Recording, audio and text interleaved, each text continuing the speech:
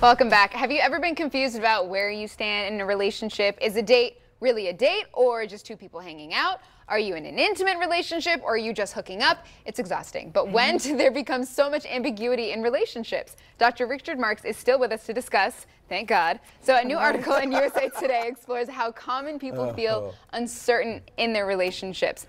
So would you agree that it's more common than it once was when you were dating? Among millennials, millennials somehow, as a group, research is showing, is the greater ambiguity in the status relationship.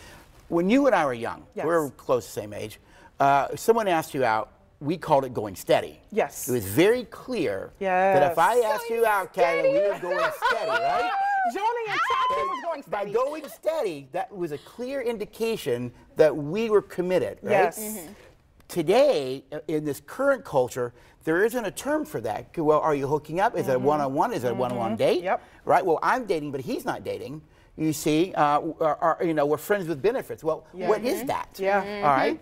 And so, and the reason the ambiguity is so profound in the culture, research shows, is because of the breakdown of family and the breakdown of marriage, and that there's a fear around what is commitment. I don't know what it is, so I'm afraid of commitment. And so, out of that fear of commitment, you create all these other forms of relationship, right? We got lots of options between Tinder, Bumble, Plenty of Fish, all these dating apps and websites. Yes, it's totally changed the way that we even start the relationship, which then I guess has changed the way we keep them and think of them. Yeah. Well, and the question is, if you ask, well, are you all dating? No. Well, you've been together for a long time. Yes, we are, and we're friends with benefits, and we're really good friends, and we go one-on-one out. But what does that mean? Yes, that's my question. Mean? When do you know, and we had this conversation prior to coming on air, if you're seeing someone, when do you know that you are officially dating and that you should not be dating someone else? That is the question for millennials. What terms do you have? What terms do you use? It is not just us. We are a product of our environment. That's the point. That is the point. Is this whole ambiguity has arisen out of my generation, my parents' generation. The breakdown of family has created a fear. Now, what's interesting is there's two types of insecurities there. Well, one is I call insecurity avoiders. There's people who avoid committed relationships. Like the plague. They do. But the reason they avoid it is if I was to actually commit, you might walk away and reject me. And I can't handle I can't handle rejection.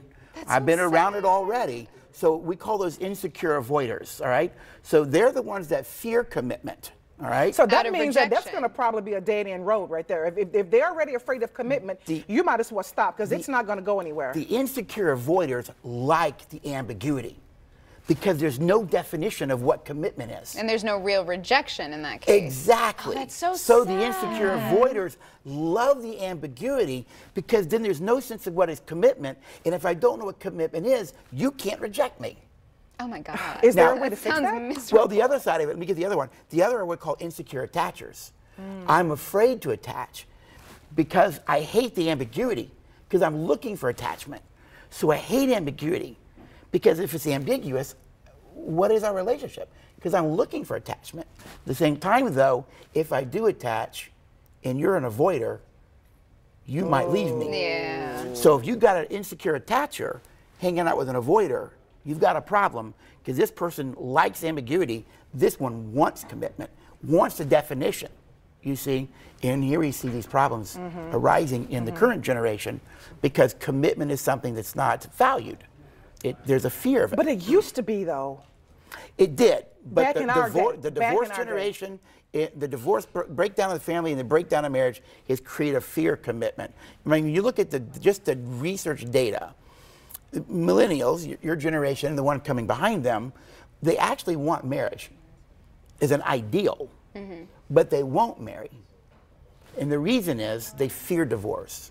So if you don't marry because you fear divorce, what's your option? I think it's so interesting because the way that we look at it, it's like when a girl thinks about a marriage, she thinks about the wedding, of course. So millennials, most of us have like these Pinterest dream boards of what our wedding is going to look like. But then we also hear how expensive divorces are because we know so many people who are getting divorced. The average divorce is twice the wedding. And exactly. is And so it? we're avoiding the costs cost more of to a divorce than wedding does a marrying. and the cost of a divorce. Yeah. Yeah, well, that's what we Shut do when we work with up. couples who are marrying. I go, you want the 5-year plan or the 50-year plan?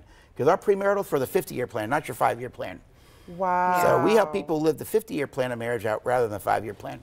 Wow. So what about when you have these people that is, you know, like you mentioned, they're afraid of commitment. They want the relationship and everything that comes with it, but they're still afraid to commit and attach because they're afraid they're going to miss out on something out there. Well, remember, if I'm an insecure avoider, so I avoid commitment, but I really want relationship, then the ambiguity, I can get my sexual needs met. We're friends with benefits, right? So I can have all my sexual needs met and have this appearance of a close relationship, but down in their soul, they know it really isn't. Wow. Because you can't get away from the truth. And the truth is, this really isn't a committed relationship. Yeah. So does it help to, so does it help to, because us millennials, we have a term called DTR, define the relationship. Oh. Does that help? That has to do with the, ambiguity. Yeah, what is this relationship? But should we be asking that question more often to Yes. finally cut through some of the noise? Yes, because research shows that this ambiguity is actually creating far greater problems relationally and for mental health issues. Because people are all constantly moving around in relationship to relationship, and they're looking for something, but they're afraid of commitment. Our generation, we either going together We stayed, or baby. we broke up. We broke up. It was very I clear. told you he was going to be dropping those little was- wisdom nuggets Yeah. today. I It was hope very you were clear. writing them down. Catalina and Rick are together, or they just broke up. You just It is broke up, no sorry. more- No in there's- between. There's nothing else to talk about here. Just They're broke together up or because they're I saw not. some other dude across the Exactly. studio was a little more my type. And so just kidding. clarity, right? Clarity provides a path. Well, thank you so much, Dr. Marks, as always. My so pleasure. insightful. And if you have more questions for Dr. Marks, you can find him on Facebook and his website at livethelife.org. And coming up next, details on a local program that helps teach children and teens important life lessons. Find out about junior achievement when we come back.